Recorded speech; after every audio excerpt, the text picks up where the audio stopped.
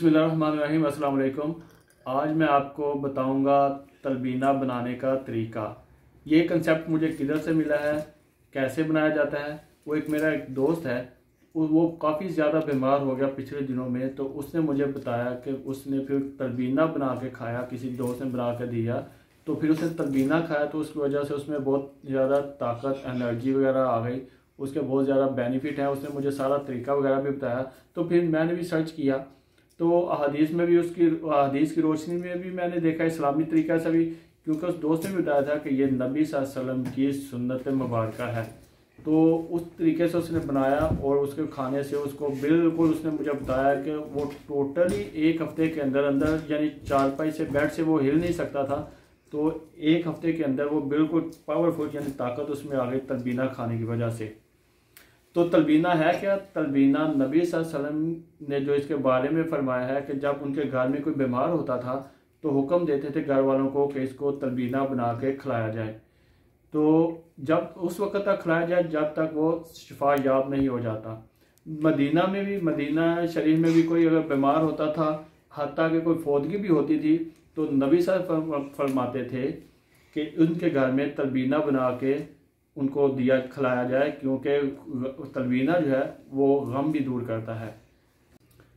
तलबीना का जो रेसिपी है आपसे शेयर करने का मकसद ये है कि जैसे मुझे पहले पता नहीं था, तो शायद आप में से बहुत सारे लोगों को शायद ना पता हो, तो इस वजह से इसका शेयर करने का मकसद ये है कि आप भी इससे फ़ायदा उठाएं।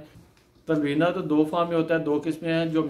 जो मेन है वो दूध, जौ का दलिया और उसमें शहद या खजूरें वगैरह डाल के बनाया जाता है। तो उसमें अगर आप डिफरेंट चीज़ें और ड्राई फ्रूट वगैरह भी डालना चाहते हैं, काजू, बादाम, पिस्ता, चार मगज़ वगैरह, कलवंजी, इस तरह की चीज़ें भी आप डालना चाहते हैं तो आप डाल सकते हैं। मगर ये तीन मेन चीज़ें हैं इसकी, ये आप बनाएं और ख़ुद भी खाएं। सेहतमंद लोग भी खा सकते हैं, बीमार भी खा सकते हैं। ये नहीं है कि सिर्फ ये मरीज़ों के लिए है, दूसरे नॉर्मल लोग भी इसको खा सकते हैं, तो उससे ज़्यादा एनर्जी आएगी उसमें।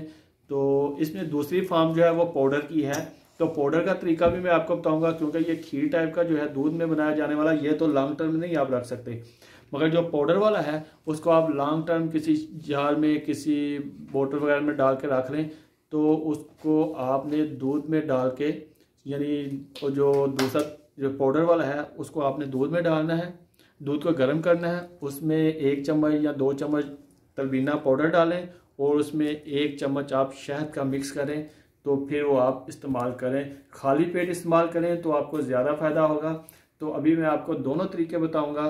पहले मैं आपको बताऊंगा खीर वाला तरीका और फिर बताऊंगा आपको पाउडर वाला तरीका। आपने खाना है? हाँ जी। तलबीना आपने खाना है? हाँ जी। चलिए किचन में चलते हैं और तलबीना बनाते हैं। चलें। अगर आपको हमारी रेसिपी अच्छी लगे तो लाइक करें, हमारी वीडियो को शेयर करें, सब्सक्राइब करें और हमारी वीडियो को ज़रूर देखना। बाय।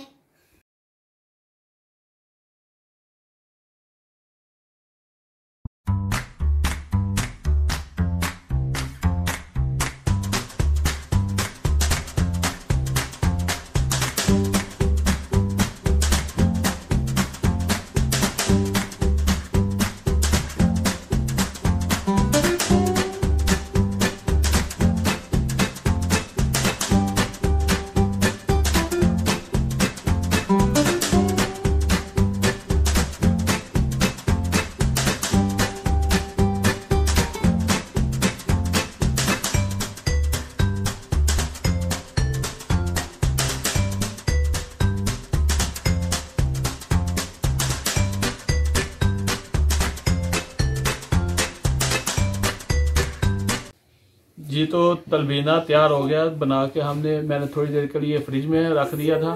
तो अभी थोड़ा सा यानी सही हो गया, ठंडा ठंडा हल्का सा। तो अभी ये देखें, इसकी इस तरह का बिल्कुल ठीक सा बना है, यानी ऐसे ऊपर नट्स वगैरह भी डाल दिए, अंदर भी मिक्स किए थे। ये देखें, ऐसा थोड़ा थिक होना चाहिए, बहुत पतला नहीं। तो ये बिल्कुल जैसे खीर होती है ना, खीर की तरह का बना है, बिल्कुल टेस्ट सेम खीर की तरह का। बहुत ज़बरदस्त है, हेल्दी है बहुत। तो आप भी इंशाल्लाह ऐसे ट्राई करें। तो इसके बाद मैं आपको दूसरा तरीका भी बनाने का बताता हूँ।